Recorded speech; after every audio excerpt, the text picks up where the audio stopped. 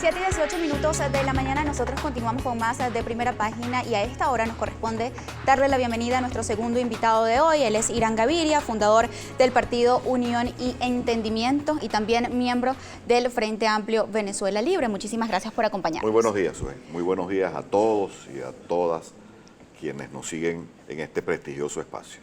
Hay muchos temas que discutir el día de hoy en materia política, pero quisiera comenzar porque hace una semana se firmó diversos partidos de oposición que son minoría dentro del Parlamento Nacional, como Avanzada Progresista, Cambiemos, Soluciones, Movimiento al Socialismo y el Ejecutivo Nacional, una mesa de diálogo nacional con 6 acuerdos en una primera instancia, que es la reincorporación de los diputados del Gran Polo Patriótico, que se generó ayer, también la evaluación de los denominados presos políticos, se excarceló al primer vicepresidente del Parlamento, Edgar Zambrano, y también está pautado el nombramiento de nueva directiva del Consejo Nacional Electoral. Pero quisiera saber cuál es la opinión y la postura del partido Puente, porque si bien es cierto, es miembro del Frente Amplio Venezuela Libre. ¿Apoya usted este tipo de iniciativas? Sí, para responder con precisión esa pregunta que tú haces, ¿cuál es la opinión de Puente, el Partido Unión y Entendimiento, en relación a la creación de esta mesa de diálogo que tuvo su inicio el lunes, no de esta semana, no anteayer, sino la semana pasada, en la Casa Amarilla? Quiero hacer brevemente un marco político. Puente, desde su nacimiento, en septiembre del 2015, hasta hoy en día, ha puesto sobre la mesa de manera muy clara que para nosotros la solución de esta grave crisis, que es una crisis socioeconómica, que es una crisis político-institucional, que es una crisis humana por la migración de millones de compatriotas que no encuentran el trabajo, la comida, las medicinas, la seguridad en nuestro país, que es una crisis de valores y que es una crisis creada por las políticas equivocadas de quienes hoy detentan el poder ejecutivo, para algunos de manera legal, para otros, en nuestro caso de manera ilegal, pero que es responsabilidad esta crisis del Poder Ejecutivo. La solución tiene que ser una solución pacífica, en el marco de la Constitución, negociada y que conduzca a un cronograma electoral. Cronograma electoral, ¿qué significa? Elecciones nacionales de Asamblea Nacional el próximo año 2020, como está establecido en la Constitución y como lo acaba de decir Francisco Torrealba. Hay que hacer elecciones de Asamblea Nacional, pero elecciones de presidencia de la República. Para nosotros el cronograma electoral debe incluir elecciones nacionales de presidente de la República y de Asamblea Nacional. ¿Qué más debe incluir el cronograma electoral? La renovación del Consejo Nacional Electoral para tener un organismo confiable y equilibrado, la fecha de esas elecciones, la rehabilitación de partidos políticos, entre otros puentes, Puente, Acción Democrática, Un Nuevo Tiempo, Voluntad Popular, Primero Justicia, La Causa R, otros partidos políticos y dirigentes estamos inhabilitados de manera inconstitucional por el Consejo Nacional Electoral, la actualización del registro electoral permanente y la observación internacional. En ese marco, todo lo que conduzca a esa salida negociada, incluida la reunión del lunes en la Casa Amarilla, lo vemos como avances, como un hecho positivo. Nosotros no criminalizamos esa reunión y al mismo tiempo, un minuto con esto termino, si producto de esa reunión se han comenzado a liberar presos políticos, nos contentamos, nos complace. Si producto de esa reunión se ha reincorporado la fracción del Gran Polo Patriótico a la Asamblea Nacional, nos complace. Pero ese no es el camino de la negociación. El camino de la negociación no es que el gobierno se fabrique a sí mismo un traje a la medida con una oposición que no es, sin desmeritarla, representativa de la mayoría de los sectores de oposición del país. Pero viendo que diversos partidos de oposición han indicado que no están representados en esta mesa de diálogo nacional, ¿cómo se puede interpretar, doctor, que el presidente del Parlamento, Juan Guaidó, envió un comunicado al gobierno de Noruega donde se levantaba definitivamente de estas mesas de negociación? Entonces, ¿con quién tiene que negociar el Ejecutivo Nacional si la Asamblea Nacional pues ya indicó que no se va a sentar nuevamente con ellos? Juan Guaidó es el presidente de, a nuestro juicio, un poder político, un poder del Estado que no tiene discusión sobre su legitimidad de origen. Puede haber discusión si está en desacato, si no está en desacato, para nosotros está funcionando normalmente, pero él es el presidente del único poder con legitimidad de origen, a nuestro juicio, que existe en Venezuela. Es un líder emergente, tiene nuestro respaldo.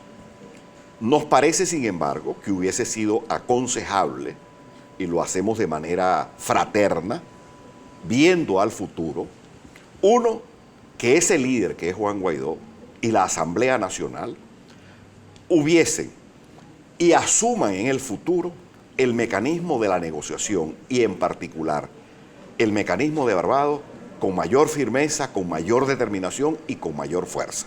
¿Reconoce Puente a Juan Guaidó como presidente encargado, tal y como lo realizan 59 países del mundo? Por supuesto, sin lugar a dudas. No hay duda y lo hemos dicho en nuestros comunicados. Y es el líder político más importante de las fuerzas del cambio en Venezuela. Ahora, él tiene en tanto que esa condición política que ser el representante no solo del G4, de la Asamblea Nacional, no solo de quienes queremos y hemos luchado por un cambio en Venezuela, sino de la nación entera. En consecuencia, ¿qué quisiéramos nosotros? Que en el futuro ese líder y ese liderazgo asuma con mayor determinación la negociación política como el camino que conduzca a un cronograma electoral, elecciones presidenciales y elecciones de Asamblea Nacional. Y en segundo lugar, que fuera más incluyente. Porque quienes adversamos al gobierno en Venezuela y quienes queremos un cambio, no solo son los diputados de la Asamblea Nacional ni el G4, son las universidades, los sindicatos, las academias, las ONG, la conferencia episcopal. Es una pluralidad que debe ser incluida. Y en ese sentido, no para justificar, porque no voy a decir esto para justificar, me parece que la actitud que se ha tenido con sectores políticos que fueron a la Casa Amarilla a firmar ese acuerdo, aun cuando a nuestro juicio es un acuerdo engañoso, es un acuerdo inocuo, porque a partir de ese acuerdo no se levantarán las sanciones económicas y ya lo hemos visto. ¿Pero en Oslo sí se podrían levantar esas sanciones? Sí, Oslo es hoy el camino que tenemos para una solución política. ¿Qué es en concreto, surge una solución política? Un cronograma electoral. Con eso que yo había señalado, fecha de elecciones, presidenciales de Asamblea Nacional, Consejo Nacional Electoral, actualización del registro electoral, levantamiento de las inhabilitaciones. Ahora, si se fija ese cronograma electoral y Oslo es una oportunidad, ¿qué hacer mientras tanto? Uno, nos parece positivo que el Gran Polo Patriótico se haya reincorporado a la Asamblea Nacional desde donde nunca ha debido irse. Doctor, pero eso es un logro que cometió o que hizo la Mesa de Diálogo Nacional. Lo acabo de decir. Puente lo venía señalando hace tiempo, la necesidad de reinstitucionalizar y reconocer la Unión Europea, el grupo de contacto de la Unión Europea, desde que se creó ha venido planteando el reconocimiento de la Asamblea Nacional y las funciones que establece el artículo 187 para el poder legislativo. Ahora, si producto de la reunión en la Casa Amarilla se reincorpora el polo patriótico a la Asamblea Nacional, aplauso. ¿Por qué ser mezquino? Porque la Asamblea Nacional, el poder legislativo, es el foro político por excelencia para llegar a acuerdos. Pero yo iría más lejos. Todo tiene que hacerse con base en la Constitución. Jalín, muy acertadamente, citando la Constitución, ponía a Francisco Torrealba en una situación de defender o no la Constitución. Y la Constitución es clara en el artículo 191. Pero voy a citar una frase del libertador Simón Bolívar en una carta al general Santander. El libertador Bolívar le decía: con modo todo se puede.